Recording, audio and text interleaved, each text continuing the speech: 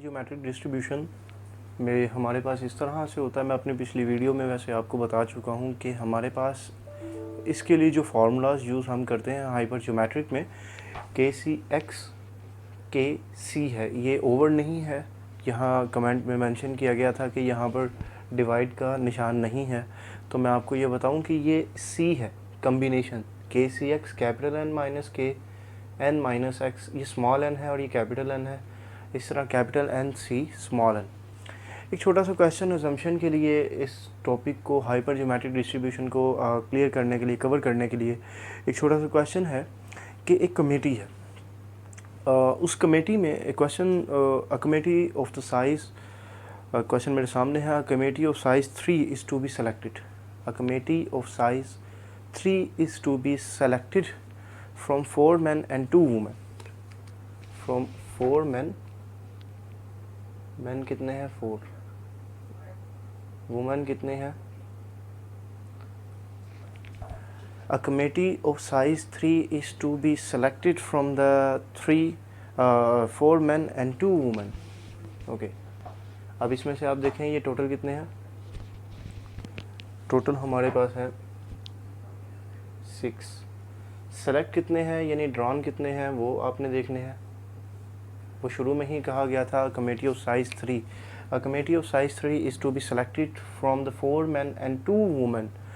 अब यहाँ पर ये क्वेश्चन कहा गया है कि हमें निकालना है hyper geometric distribution. Hyper geometric distribution के लिए हमें यहाँ पर देखना है एक मेन लाइन। अब वो जो एक मेन लाइन है, आप लास्ट में देखिएगा, वहाँ पर अक्सर क्वेश्चन के लास्ट में ये दिया गया होता है, find the hyper geometric distribution for the number of, या तो इन मैन का कहा जाएगा या तो वुमेन का कहा जाएगा कि find the hyper geometric distribution for the number of man या for the number of women. लेकिन इन दिस क्वेश्चन, यहाँ पर मेरे सामने क्वेश्चन है तो उसमें लिखा गया है find the hyper geometric experiment for the number of man, for the number of man, for the number of man. ये हमारा टारगेट है, number of man. Number of man याद रखें, ये स्टेटमेंट के अंदर लिखा गया है कि नंबर ऑफ मैन जो है उनके लिए फाइंड करना है। इसे आप के कहेंगे, इसे हमेशा याद रखिएगा कि के कहा जाता है जो डिमांड की गई होती है कि इसके लिए फाइंड आउट करना है। अब लेट्स स्टार्ट। हमारे पास यहाँ पर के ऑलरेडी, अब इस फॉर्मूले में हम देखेंगे कि हमें क्या चाहिए, हमने क्या निकालना है और हमें कितना इसको ब्रीफ करना है। यहाँ पर देखें के तो हमारे पास आ गया।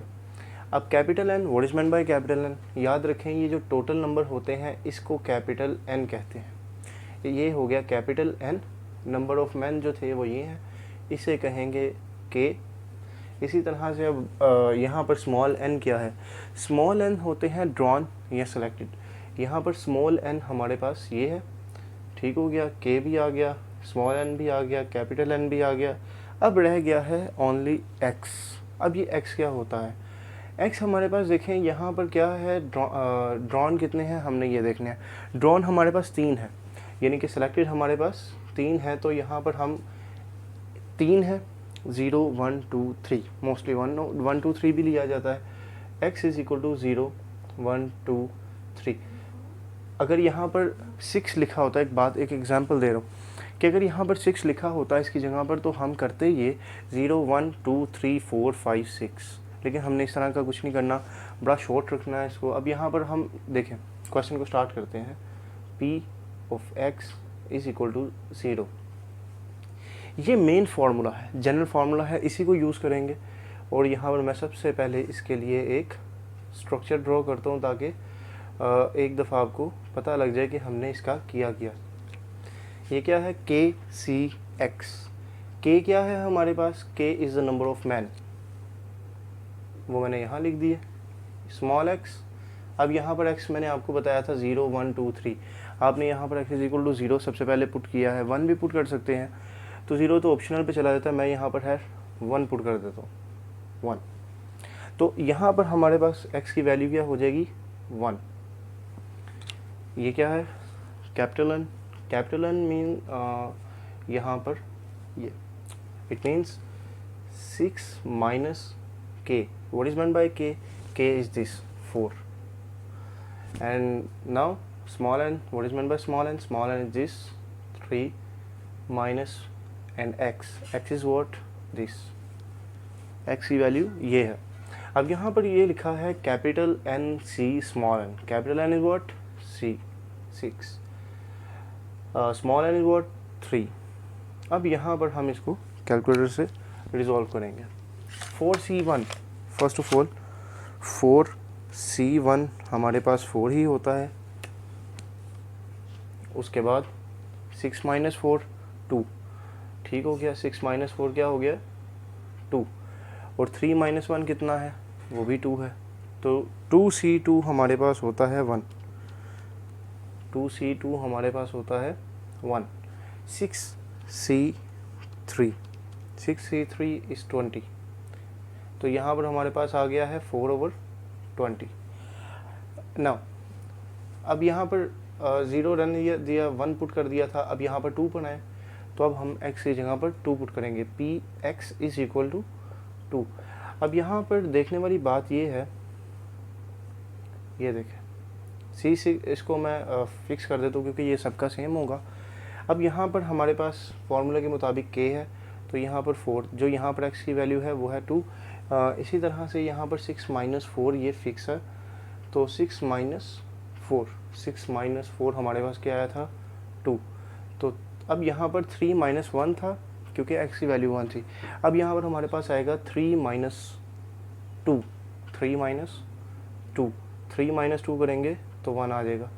तो अब यहाँ पर देखने वाली बात यह है कि 4C2 हमारे पास आता है 6, ठीक हो गया, और 2C1 ये हमारे पास 2 ही होगा। तो यहाँ पर हमारे पास 12/20 आ गया। अब आगे चलते हैं p ऑफ x की वैल्यू 3 के लिए, p of x is equal to 3। अब यहाँ पे वही बात है 4C1 2 3, अब यहाँ पे क्या आ जाएगा 2। अब नीचे 3 माइनस 1 किया था, 3 माइनस 1 किया था, यहाँ 3 माइनस 2 किया था, यहाँ 3 माइनस 3 करेंगे, तो यहाँ पर हमारे पास आ जाएगा 0। तो अब हम इसको करते हैं 4C3 4, और 2C0 कितना होता है 1, तो ये आ जाएगा हमारे पास 4/20। इट मीन्स कि मैंने यहाँ पर बहुत आसान सा काम है, जहाँ जहाँ पर ये आपने ये जनरल फार्मूला था, इसको यूज़ करते हुए सारा काम किया है। अब यहाँ पर आप देखें कि मैं इसको आगे आपको आज एक और इस वीडियो में एक नई चीज़ बताऊँगा कि अगर मुझे ये कहा जाए कि आपने इस क्वेश्चन में से मीन और वेरिएंस को भी फाइंड आउट करना है तो वो किस तरह से किया जाएगा। अब यहाँ पे हमने ये देखिए x, अब x की वैल्यूज़ आपने पुट की थी, तो 1 2 3 हम वो यहाँ पर लिखेंगे 1 2 3, ये 3 वैल्यूज़ ही पुट की थी। अब यहाँ पर देखें कि हमारे पास p ऑफ x यानी कि प्रोबेबिलिटी डिस्ट्रीब्यूशन की जो वैल्यूज़ आई हैं वो बाद में हमने वो लिखनी है। 1 पुट किया था तो हमारे पास आया है 4/20, 2 पुट किया है तो आया है 12/20, 3 पुट किया है तो हमारे पास आया है 4/20। अगर आपको इसी हाइपर जियोमेट्रिक डिस्ट्रीब्यूशन के क्वेश्चन में ये कह दिया जाए कि आप मीन और वेरिएंस को भी फाइंड आउट करें और वेरिफिकेशन भी करनी हो तो क्या करेंगे, तो बहुत आसान है, इसमें कोई इतना मुश्किल काम नहीं है, बहुत इजी सा है, जिस तरह मैं अपनी पिछली वीडियोस में आपको बताता रहा हूँ। अब हम यहाँ पर अगर मीन निकालना चाहते हैं, इसको एक्सपेक्टेड मीन भी कहा जाता है, इसको एक्सपेक्टेड मीन भी कहा जाता है। एक्सपेक्टेड मीन का फॉर्मूला होता है summation x p of x। अब यहाँ पे बड़ा आसान है, इसको इसके साथ मल्टीप्लाई करना है, यानी x की वैल्यू को p ऑफ x के साथ मल्टीप्लाई करना है। अब यहाँ पर क्या आ जाएगा 4/20, यानी कि 1 को 4 के साथ किया, 12 को 2 के साथ करेंगे तो यहाँ ये आ जाएगा। इसी तरह से यहाँ पर ये आ गया। अब यहाँ पर हम इसको ज़रा प्लस करते हैं, 4 + 12 + 24, तो ये हमारे पास आ गया है 40/20, 40/20। एक्सपेक्टेड मीन के लिए मुझे ये रिक्वायर्ड था 40/20। अब देखें तो यहाँ पर हमारे पास 40 को डिवाइड करते हैं 20 पे, तो ये आ गया 2। इट मीन्स एक्सपेक्टेड मीन मेरे पास आ गया है 2। अब यहाँ पर जो अगली बात करने वाली है वो हमारे पास है वेरिएंस निकालना है, वेरिएंस ऑफ एक्स। तो सुमेशन, इसका फॉर्मूला होता है summation x square P of x minus जो एक्सपेक्टेड मीन है उसका स्क्वायर। क्या मतलब, अब यहाँ पर देखें, इसको हम पहले इसके साथ मल्टीप्लाई किया था तो ये आया था, अब हम इसको इसके साथ मल्टीप्लाई करेंगे, it means x square P of x. तो यहाँ पर आ गया हमारे पास 4/20, 24 मल्टीप्लाई 2 48/20। इसी तरह से 12 मल्टीप्लाई 3 36/20। तो अब हम क्या करेंगे, 36 + 48 + 4, इट मीन्स 88/20। 88/20। अब यहाँ पर जो 88/20 है वो हम यहाँ इसकी जगह पे पुट करेंगे। अब ये क्या है, ई ऑफ एक्स का ई ऑफ एक्स की वैल्यू हमारे पास क्या आई है 2, यानी कि 2 का स्क्वायर। तो 88 को हम डिवाइड करते हैं सबसे पहले 20 पे, तो ये हमारे पास आ गया है 4.4 और 2 का स्क्वायर हमारे पास क्या होगा 4। इट मीन्स अब इसमें से माइनस कर देना है तो हमारे पास आ गया 0.4। ये हमारे पास क्या आया है, वेरिएंस ऑफ एक्स। अच्छा, इसको अगर हम ओवर में लिखते हैं तो वो हमारे पास इस तरह से लिखा जाएगा।